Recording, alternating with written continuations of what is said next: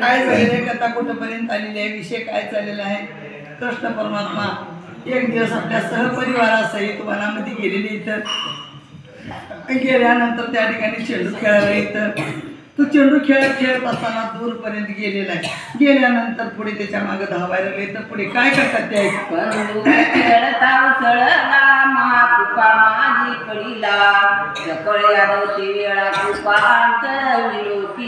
अशा प्रकारचं असलेला चेंडू खेळत असताना खेळत खेळत खेळत ते काय झालेलं आहे, एका कुपामध्ये गेलेला आहे.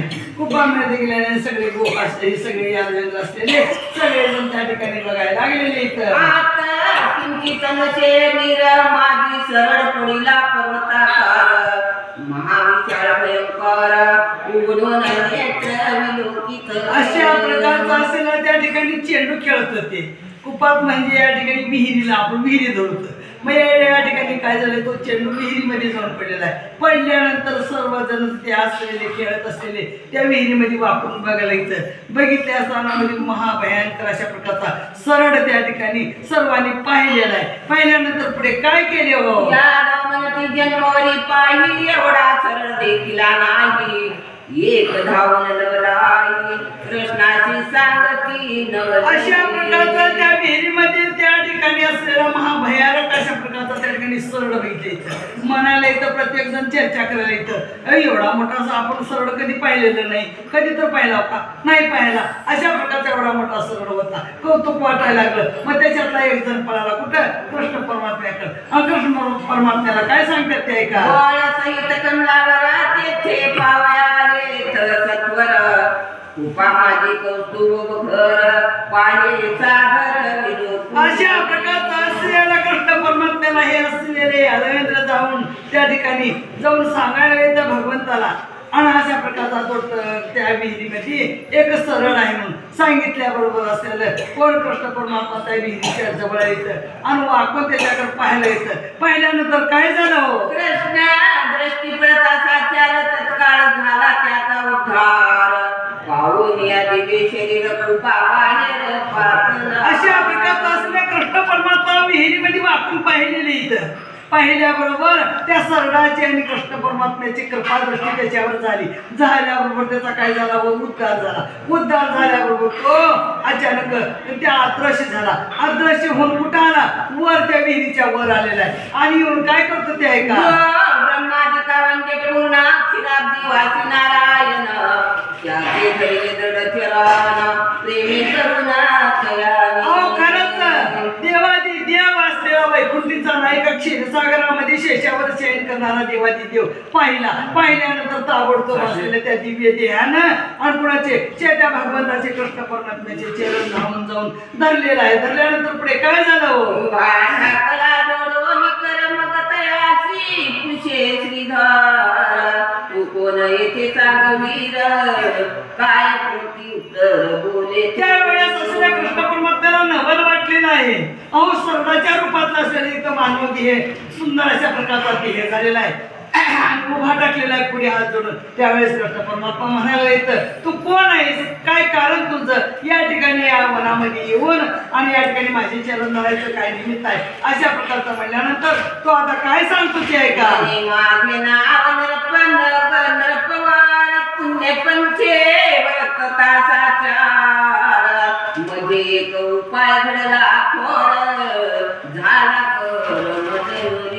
त्यावेळेस असलेला तो हात जोडून उभा टाकलेला राजा असलेला माझं नाव नगर होतं आणि त्या नगराला मी राजा होतो. अशा प्रकारचा राजा होतो. खूप अशा प्रकारचं पुण्याचं काम करत होतो. सत्वशील वागत होतो. सत्यानं वागत होतो. धर्माच्या वाटेवर चालत होतो. मग असताना एक काय अचानक अशा प्रकारची घटना घडली. ती कोणती घटना सांगा.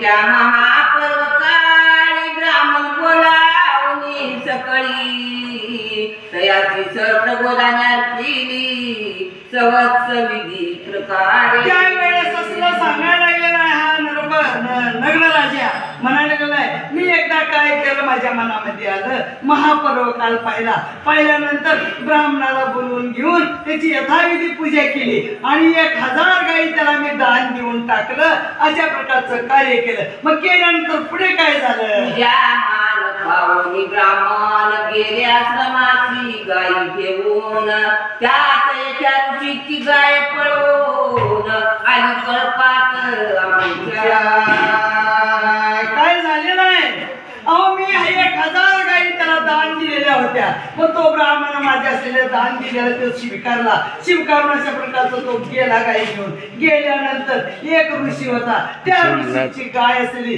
आणि कळपातून पळवून येऊन त्याच्यामध्ये गेली अशा प्रकारचा या ठिकाणी माहिती असलेला तो नरक राजा भगवंताला सांगायला लागलेला आहे दुसरे दिवशी करुणी स्नान आणि एक ब्राह्मणाला बोल याची गाय दिली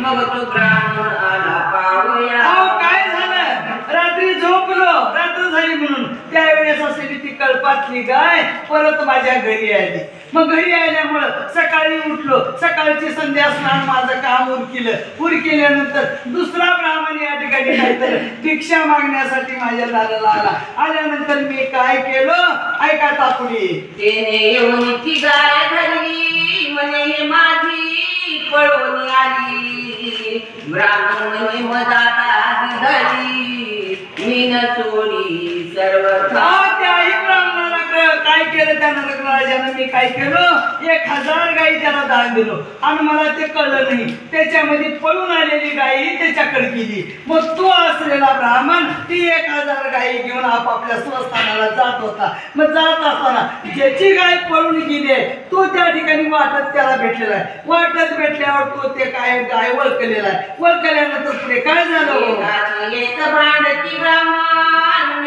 धरले दोघाचे चरण पहिल्या ब्राह्मणाची सर्वदान द्यावया सिद्ध झालं त्यावेळेस असलेला तो नरक राजा म्हणायला लागलेला आहे हे काय केले दोघांची तिथं वाटेमध्ये गाठभेट झाली आणि पहिला ब्राह्मणाला 1000 गायी दिलेलं होतं त्याच्यातलीच कळपातली इथं आलेली होती परत दुसऱ्याला त्याच्यातून त्या 1000 गायी मधून गेलेली होती त्यानं म्हणतो माझी गाय ह्यानं म्हणतो मला आत्ताच मी राजाकडून घेऊन आला मला दान दिले अशा प्रकारचा दोघांचा तिथं भांडण व्हायला सुरुवात करून राजाला बोलून घेतलं मग राजा म्हणला मी काय केलो तिथे गेलो आणि त्या ब्राह्मणाचे मी चरण धरलो मला माफ करा आली असं चुकून मी लक्ष देईन मी ह्याला 1000 गायी दान दिलो पण त्याच्याकडे गेली नाही गेल तर गेली तुम्ही भांडून घेऊ नका मी काय करतो पहिल्याला दिलेली होती त्याचीच पळणारी होती तुला बाबा 1000 तिच्या एका बदलात 1000 गायी देतो परंतु तू पहिल्याचा ब्राह्मण मला तुझ्या 1000 लागणार माझी मदत पाहिजे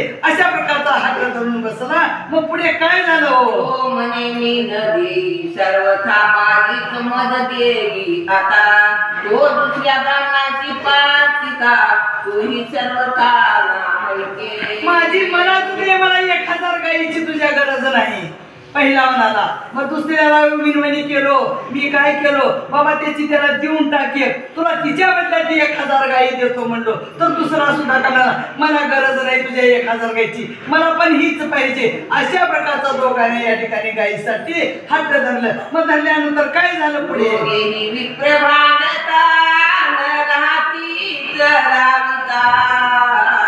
दोघे शोभोनी कृष्ण नाथा मदशा अशा प्रकारचा असलेला दोघांचा भांडण वाद वाद मोठा झाला हो एकमेकावर त्या ठिकाणी हात सुद्धा उचलले अशा प्रकार